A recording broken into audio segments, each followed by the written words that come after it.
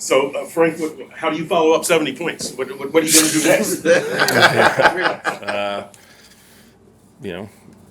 Go back to Wednesday, start the process all over again. So, whenever you have a game like that where a lot of things go well, plenty of things to enjoy, but the most important thing we were able to accomplish is get a win, and then now move on to the next. Because, yeah, no problem.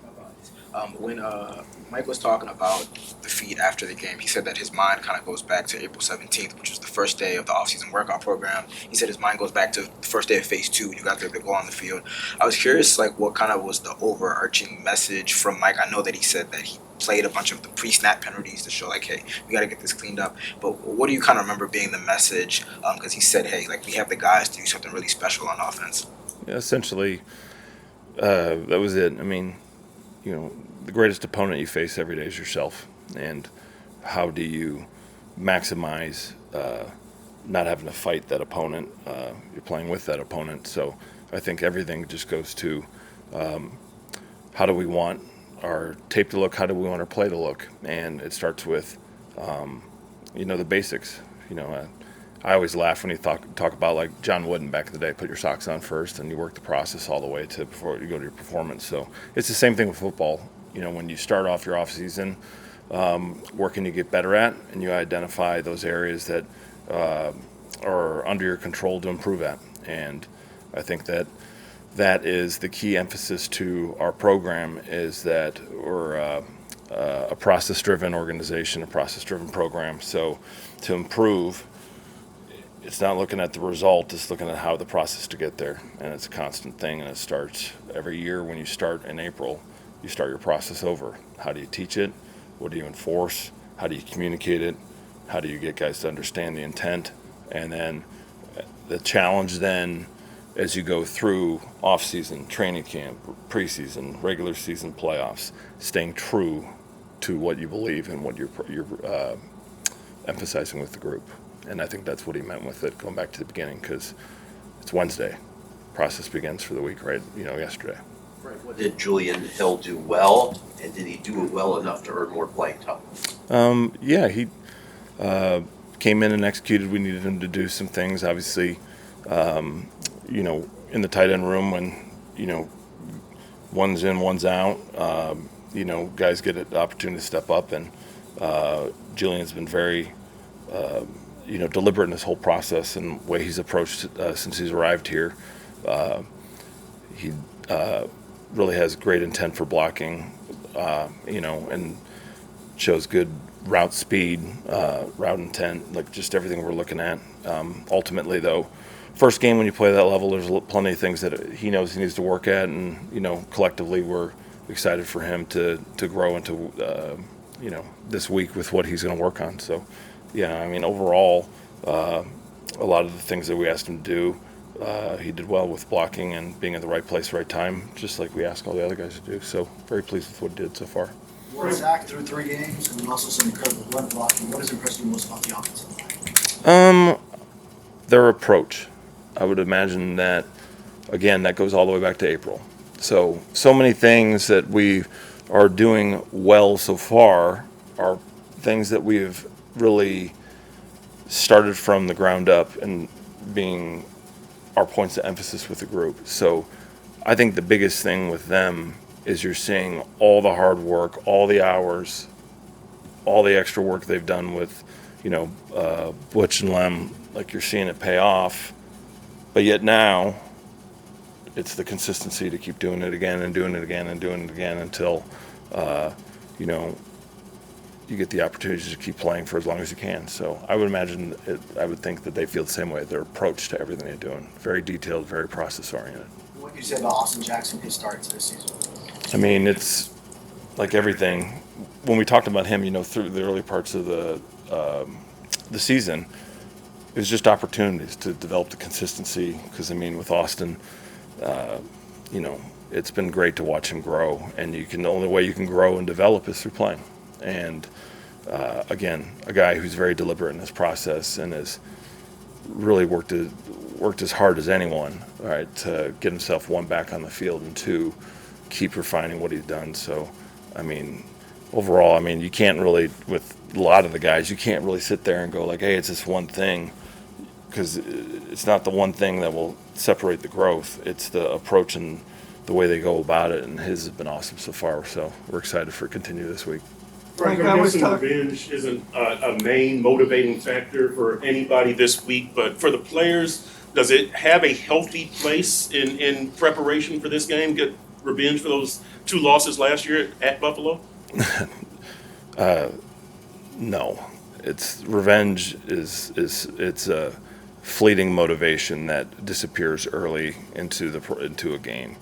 Like, what your motivating factor are having the right guys who have the right process to take them into a game to prepare the right way. I think ultimately for us, this is game 4 in the season. Like, for us to get to where we want to go in our goals, it's having the guys that every Wednesday, the reset to work the preparation to get ready for Sunday is the most important thing. I really don't think that, focusing on I mean, the minute the game starts, then that's energy that you're focusing on something other than what am I going to do, how am I going to play, how am I going to execute at the time that I need to do.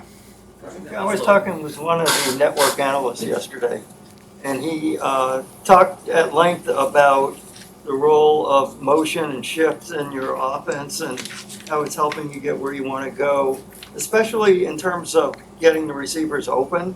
How big of a role do you think all of that is in just helping the offense move the ball? I think it's kind of the bedrock to what we do. We start up day 1, first installation, and we're moving. We've talked about numerous times, the real thing is that we don't move to move. Like some people say, hey, that was eye candy or something to that extent. It's like, for us, there's a reason. There's a reason for everything we move and why we do it, and the reaction of the defense. If it's what we anticipate, there's a complementary play that connects off of that. And if it wasn't the reaction that we anticipated, why? And what do we need to do to get to the reaction what we anticipated? So ultimately, when you move as much as we do to motion, shift, and do all that, it comes down to the players and their understanding of what we're trying to do and what we're trying to execute. Because you could move and get them all open, but if they don't understand what the defense is trying to do inside of that, it would be fleeting. You just be trying to move guys around for the sake of moving them. So I think ultimately it comes into, yes, it helps us attack the defense, but ultimately I think it comes down to the players and their understanding of why we're doing what we're doing, and that's been the best part so far. Have you ever been part of an offense that had that much going on before snap? Motion and movement wise, no, but obviously through studying Mike and and Kyle in their years together, obviously that was an integral part of what they did, and coming here and us collecting and knowing like how we both see an attack of a defense, movement and shifting made complete sense, because that's the only way you can sometimes get a true understanding of what they're trying to do or attack a certain part of their defense. A bit of a history question, I guess. As it relates to the, I don't know what you guys call it, whether it's exit motion or inside out motion, is like, what's kind of the genesis of that? Because I feel like I personally haven't seen it since you guys do it, and now like I feel like I'm seeing it with other teams. I talked to somebody who said, "Hey, we're using it on the high school level now because we saw it with you guys." I know. Is there unless you guys want to take credit for creating it, but I don't know. Well, I mean, it's like everything. A lot of motions come out of necessity, or they come out of just something occurred, and you're like, "Huh, I wonder if we did this." And I mean, I would say that a lot of all the motioning that we've done, or and I know that Mike's done and Cobb done over the years, has been solving problems or solving attack needs for the defense. And I would think that motion, which is the number one thing that I'm getting texts about lately, from all levels, high school all the way up to pros, is it was the genesis that came from what if we did this, and that's what occurred. So you guys aren't taking credit for creating it, but Well, I mean, I've been a part of, like, I don't know. It's just one of those things. For me personally, I'm always like, to be the creator and the genesis of something, my humility kicks in. So I try to not put myself in a place where I try and go there, because I'm sure someone did something at some point, and then just we were able to take it and extract upon how we needed to use it to get the advantages we needed. Frank, just to add a little color to this, you and Mike are obviously very humble, but can you tell us if there was a specific time you remember meeting with Mike or discussing this particular topic this summer about whether you could add more motions, new motions, more wrinkles? Was it over lunch one day in May? Was it in a meeting room in August? Can you share that if you know that? Yeah, it was actually a cabana at the Four Seasons at Fort Lauderdale. Yeah. It was fantastic. Ayla was running around. I was sitting there going like, what if we watch her run? See how fast? The waiter had no idea where she was going. I mean, honestly, a lot of it just comes into, like, as we separate from when you kind of debrief from the season and you look at, okay, what you did and how do you organize what you did so you don't lose a lot of the things you did well. I think a lot of it was probably just at the usual place where, ideas come up. It's in his office. I sit on the couch and he sits in his chair, and we go over the litany of things we need to go through in a day. And I think a lot of our motioning and stuff like that, the ideas that come in the season, the way you lose track of the good things you did is you go back, you don't constantly evolve your system. And I think that's the great thing we did is we came back through, took what we did, reorganized our entire installation board to fit our evolution, and that way we didn't lose anything that we started upon last year. And then now the challenge will be, what do we do next? And that's the fun part. I'm wondering where you feel Liam Eichenberg is in his development at center. Yeah, he's doing a great job. I mean, the hardest thing is when you get thrust into new situations, how do you handle it? And the great thing about Liam is how he's wired and how he approaches everything. So far, he's really working through the process, and he's been a true pro in everything he does. So he's one of those guys that, again, with the offensive line, love their whole approach because everything they do is so focused on getting better in that moment. So it'll be a fun process for all the guys in preparation for this game. About him, what was it that you saw from Liam that made you guys say in the spring, other than necessity, because Connor skipped OTAs, hey, let's try him out at center. Let's see what his snapping is like. Like the motion, necessity sometimes is a mother of invention. So at that point, we didn't have, Dan Feeney was also out. We had nobody else. So, I mean, I think at that point, we were still even, I think